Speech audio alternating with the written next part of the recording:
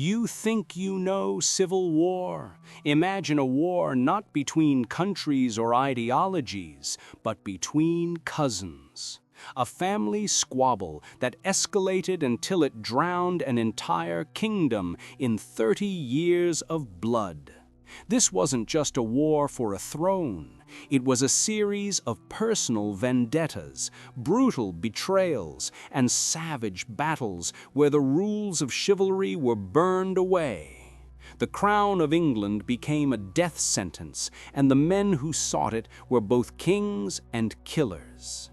This is the story of the Wars of the Roses, a time when a single family's greed tore a nation apart. It all began with a vacuum. King Henry VI was a good man, but a terrible king. Pious, gentle, and prone to crippling mental breakdowns that left him staring into space for months at a time. While he was lost to the world, England was losing a war. The vast territories in France, won by his legendary father Henry V, were slipping away. The nobles, smelling weakness, began to circle.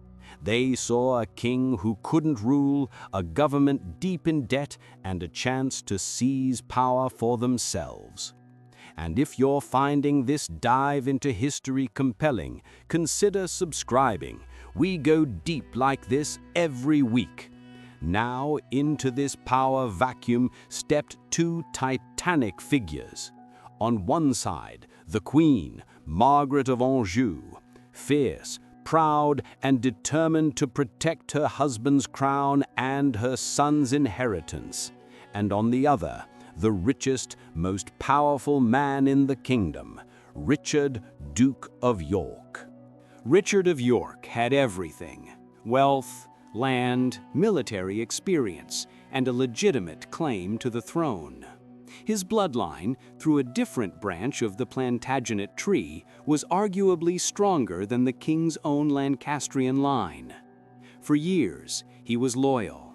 But as the court became dominated by his rivals, like the Duke of Somerset, and as the country slid further into chaos, York began to see himself not as a subject, but as a solution. He argued for reform, for competent leadership, for an end to the corruption that was bleeding England dry. But the Queen, Margaret of Anjou, saw something else. She saw a threat.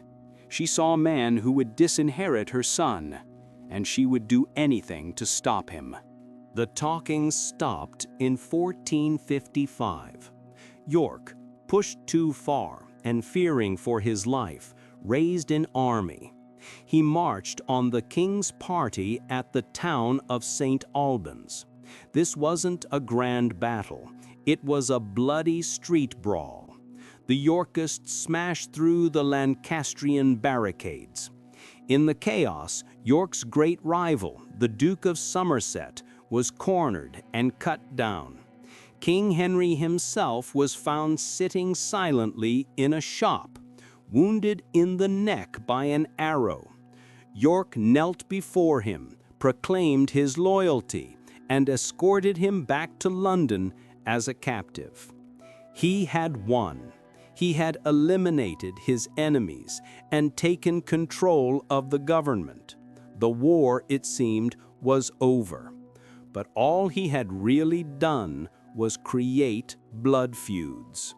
The sons of the men who died at St. Albans would never forgive him.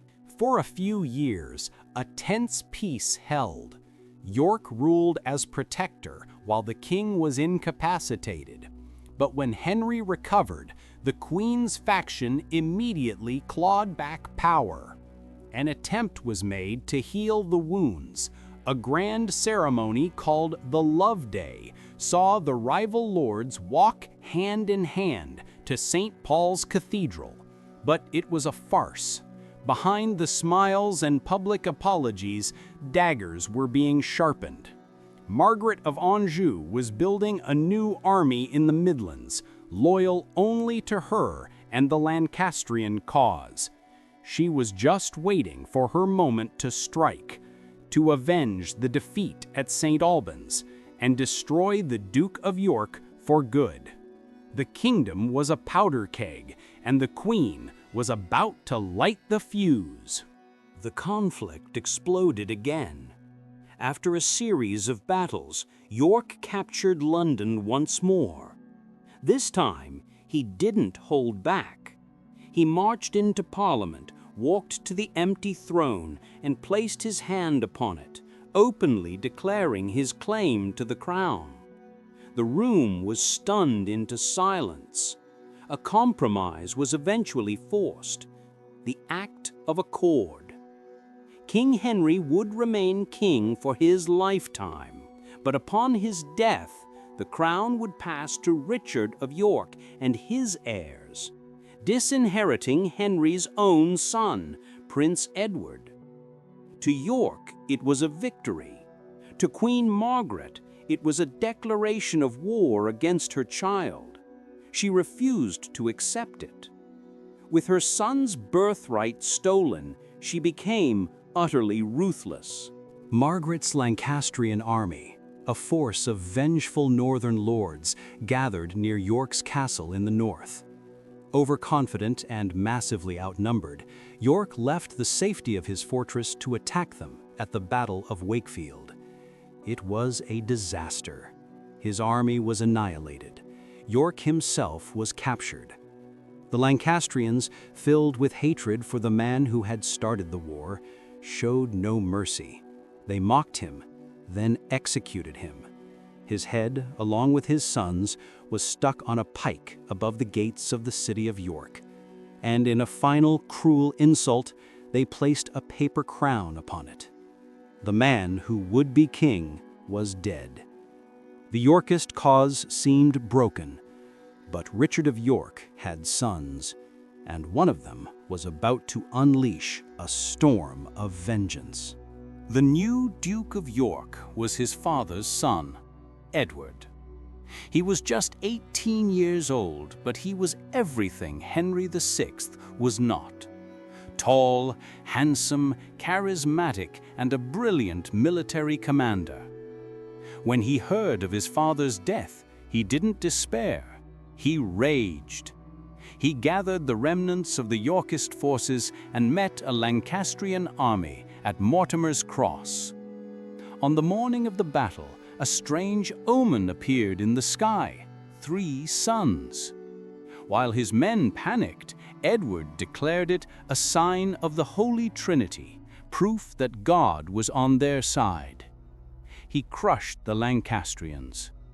While Margaret's army marched south, looting and pillaging, earning the hatred of the common people, Edward raced for London. The capital, terrified of Margaret's northern horde, threw open its gates to the young, heroic Duke of York. He was proclaimed King Edward IV. But he wasn't truly king until he destroyed the Lancastrian army. On Palm Sunday, 1461, the 2 largest armies ever assembled on English soil met at a place called Towton. They fought for 10 hours in a blinding snowstorm. It was a battle of almost unbelievable savagery. No quarter was given. Men slipped and fell in the blood-soaked snow. The fighting was so close and personal, a desperate hacking melee of axes and swords. At a critical moment, Yorkist reinforcements arrived. The Lancastrian line finally broke, and a panicked rout began. Thousands fled towards a river, but a bridge collapsed under their weight. They were trapped. The Yorkist knights charged, cutting them down in the freezing water until the river was said to run red with blood for miles. By nightfall, an estimated 28,000 men were dead. It remains the single bloodiest day in English history. Edward IV was king, and he had waded through a river of blood to get the crown. King Edward IV owed his throne to one man more than any other, his cousin Richard Neville, the Earl of Warwick. Known to history as the Kingmaker, Warwick was immensely powerful, richer than the king himself, and a master of political maneuvering. For the first few years of Edward's reign, Warwick was the real power in England. He ran the government, put down the last pockets of Lancastrian resistance, and even captured the pathetic Henry VI, who was imprisoned in the Tower of London. Warwick's plan was simple. He would secure the new Yorkist dynasty by marrying King Edward to a French princess, sealing a powerful alliance. The king, however, had other ideas. While Warwick was in France negotiating the royal marriage, King Edward did something unthinkable. He fell in love. He secretly married a commoner, a beautiful widow named Elizabeth Woodville. When Edward finally revealed his secret bride to the court, Warwick was utterly humiliated. His diplomatic efforts were ruined, his authority shattered. To make matters worse, the new queen brought her huge family, the Woodvilles, to court.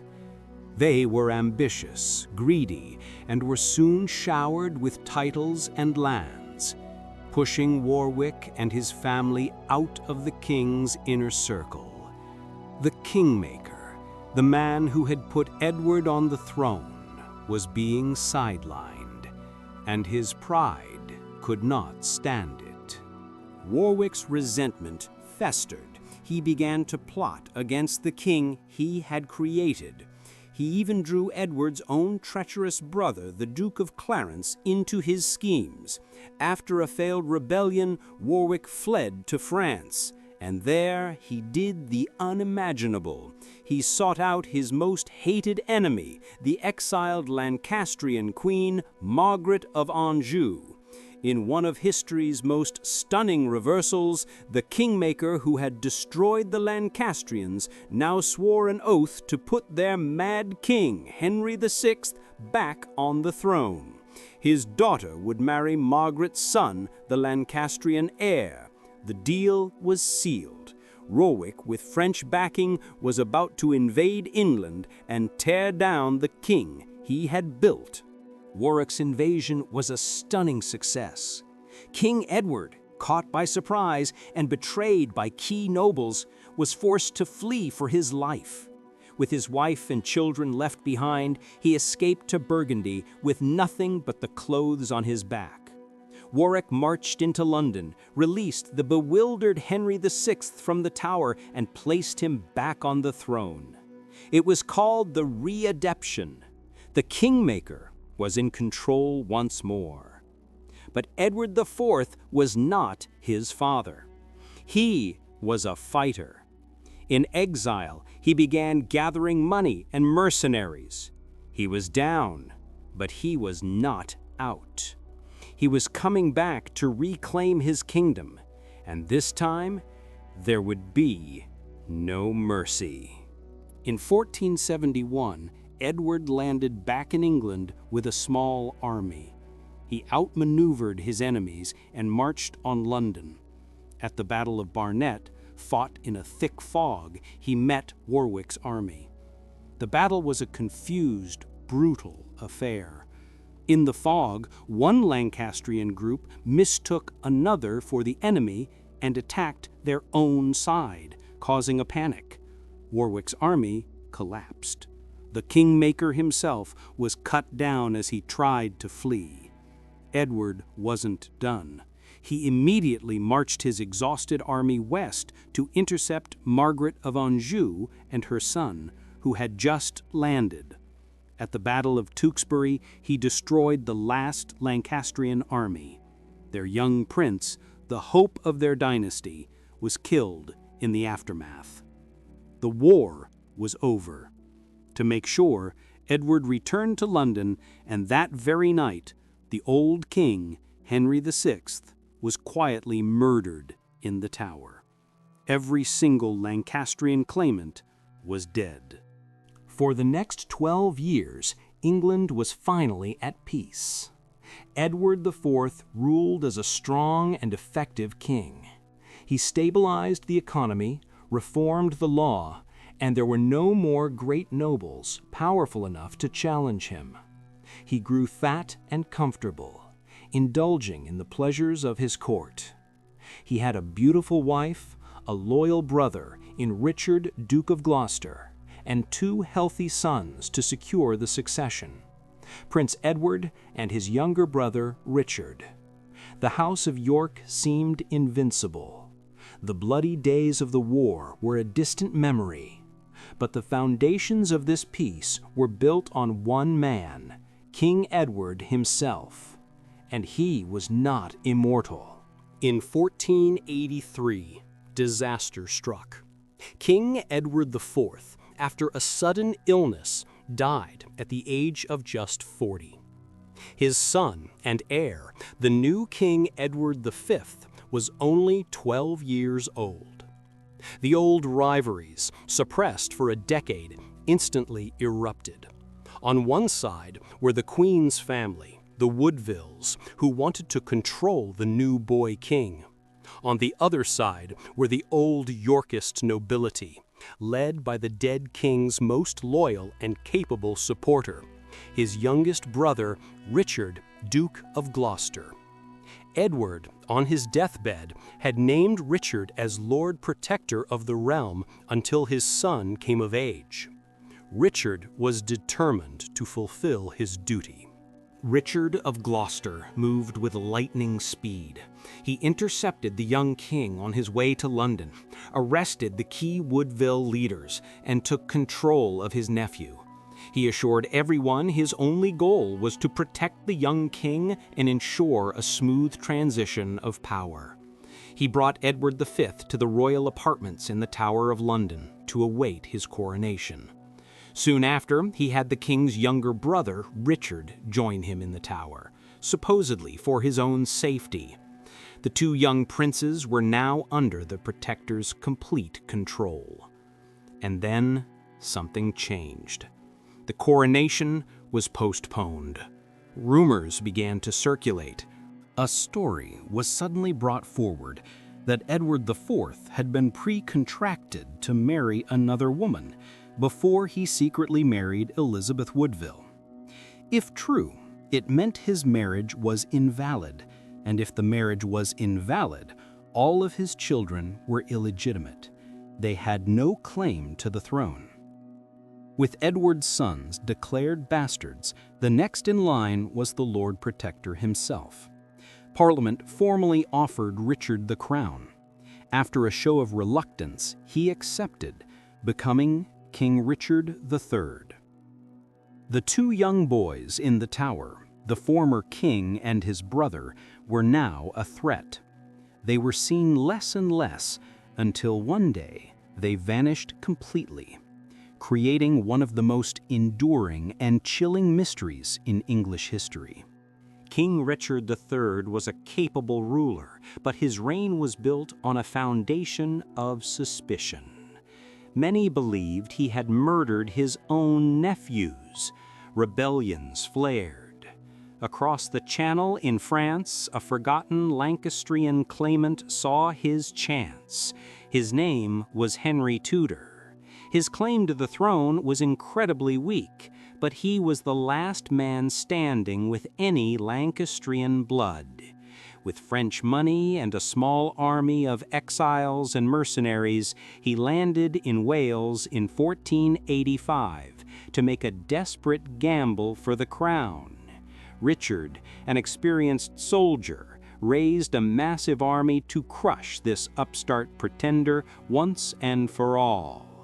The 2 forces met at Bosworth Field. The battle was not going Tudor's way. Richard's larger army was pushing him back, but a key player had yet to make his move. Lord Stanley, who commanded a powerful private army and had refused to commit to either side. Seeing his moment, Richard III did something incredibly brave, or incredibly foolish. He spotted Henry Tudor's banner across the field and led a desperate, all-or-nothing cavalry charge straight at his rival, aiming to end the war with a single sword stroke. He almost made it. But as Richard's charge slammed into Tudor's bodyguards, the Stanleys finally made their choice. Their army crashed into Richard's flank. The king was betrayed. Surrounded, unhorsed, but fighting to the very last, Richard III was killed. The crown, which had fallen from his head, was picked up from a hawthorn bush and placed on Henry Tudor's head. The new king, Henry VII, united the warring houses by marrying Elizabeth of York, the daughter of Edward IV. He combined the red rose of Lancaster and the white rose of York to create the new Tudor rose, a symbol of unity. The Wars of the Roses were finally over. 30 years of chaos, sparked by a weak king and fueled by the ambition of his cousins, had ended. It left a legacy of brutality, but also gave birth to one of England's most famous and powerful dynasties, the Tudors. The story of the Kingmakers and the Killers was finished, and a new chapter for England was about to begin. What do you think is the most shocking betrayal in this whole story? Let me know in the comments below.